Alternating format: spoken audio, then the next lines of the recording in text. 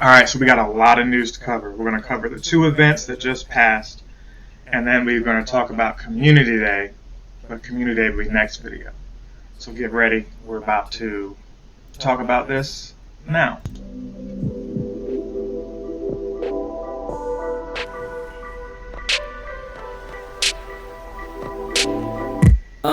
Abstract brainwaves, game genie in a beanie. We ain't on the same stage, leveled up.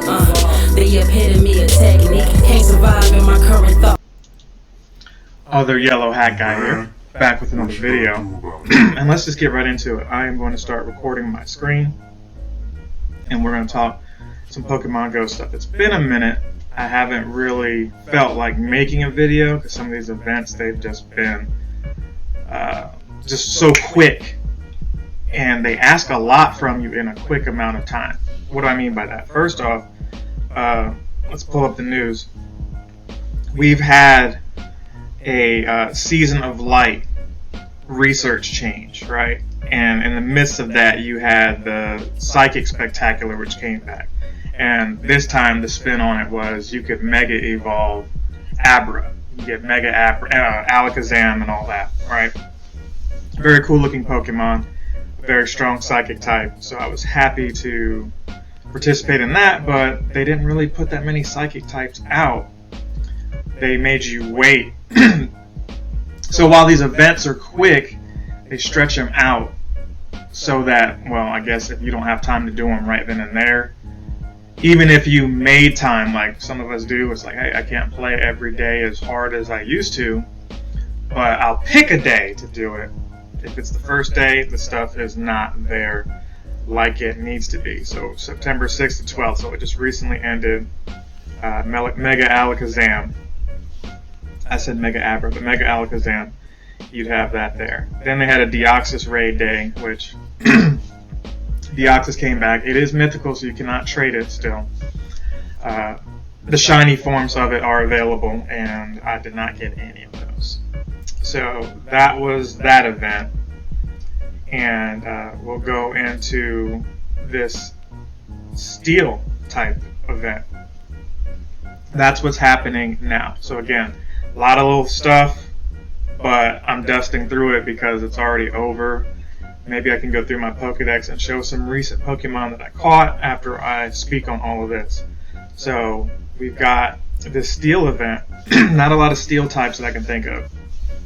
But you'll understand why I said that in a second. From September 16th to the 21st, so the 21st being next week, you have that amount of time. Celesteela is making its 5-star raid debut in the Southern Hemisphere, so it's not like one half of the world where it's like North and South America and then Europe and Asia and all that. They didn't split it up this way. They did a hemisphere thing. So Southern Hemisphere, they win it this time. I prefer Buzzwole over Xurkitree and the other Ultra Beast, whichever one that one's name is. I can't remember, right? But Celesteela and Kartana, between the two of those, I prefer Celesteela. Unfortunately, none of my friends overseas are inviting me to those raids. They forgot about your boy. They don't watch the videos, I guess. But if you're watching this, hit me up, message me, say something in the comments, give your friend code, whatever you got to do, get me in one of those raids. I know there's those apps like the Poke Raid and things like that you can jump in and get in some of those raids that way, but I'm hoping to not have to resort to any of that if, you know, some of my viewers can help me out. So that's here from the 13th to the 27th, so end of the month. That'll be here. Same with Kartana. We did get Kartana. This thing is very small. One of the furthest back Pokemons that I've seen. I've got it as my buddy currently, but nothing special about it. Matter of fact, I've got a member in the Pokemon group local to me. He was able to solo it. I know you can beat it with at least 2 people. The average person who's like, you know, higher than level 40. And some people just are in disbelief because you see those 5-star raids and you're just like, you gotta have at least 5-6 people. It's like, no, you could probably duo this guy. So I guess to compensate for how fragile it is, they made the Pokemon so much further back and harder to catch. Even with the golden Raz, the ring is still red. So your mileage may vary, but good luck. I believe the PokeLeaks people have shown that the shiny variant is already in the game, in the code, so it'll just be however many times they want to cycle it before they unlock the shiny. Okay, and this one's going to be hard for me to pronounce. Togedemaru. Or is it Togedemaru? I think it's Togedemaru. Alright, this is a steel type. It looks like a little fluffy creature. We'll showcase that off. There is a test your metal event. And it's spelled, a certain way. Event bonuses. Increased chance to receive XL or Candy XL for successfully catching Pokemon with nice throws, great throws, and excellent throws. It's hard for me to get excellent throws on things like Beldum and Ferroseed, but that's what they're requiring you to do. Alright, so we've covered all that. And then lastly, we've got this Community Day. This is Saturday the 18th. That's now. That's in a couple hours. So, again, we'll go ahead and talk about this now, and then we'll cover Community Day in the next video after, just give me a day or two. You can evolve Boldor during about 5 hours after to get a Gilligath that knows Attack Meteor Beam. So that sounds pretty powerful. They've got the hatch distance, the ×2 for trainers 31 and up to receive the Candy XL. You get the screenshots, yada yada. Again, we'll cover that. So while we're in the Season of Light, they remove some things from the previous season, like the trades, but you do get the extra Pokemon Pass. So you can see now we've got all these Pokemon here around me. Lunatone is not a steel type, but it's still morning, and Lunatones and the